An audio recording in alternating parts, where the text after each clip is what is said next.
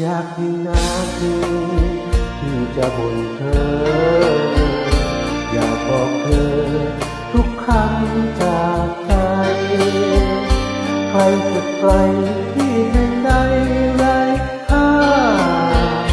เดียวเหงาใจไม่มีเธอเมื่อสัญญาว่าจะกลับมาเร็ววันเพื่อพบกันใจมั่นสัญญาความจริงใจที่มีดังราตรีมีเพียงแสงจันทร์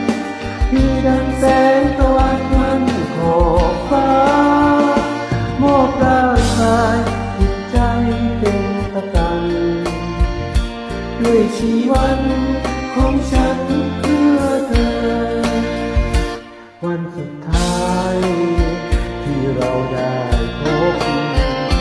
ไม่เคยรบหรือเรือนจากลาตาสบตาต่อความหมายล้นค่าทั้งน้ำตาของเธอที่หลั่งริน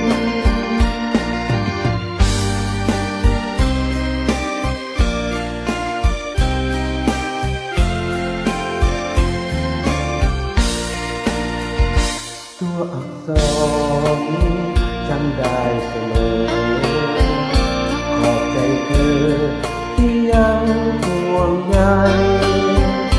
คำว่ารักอักษราค่ายิ่งใหญ่โปรดแก้ใจ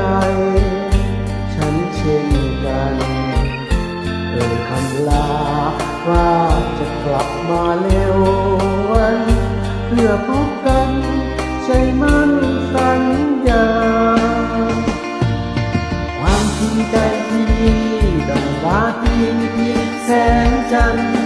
ที่ดังแสงตะวันมันขอบ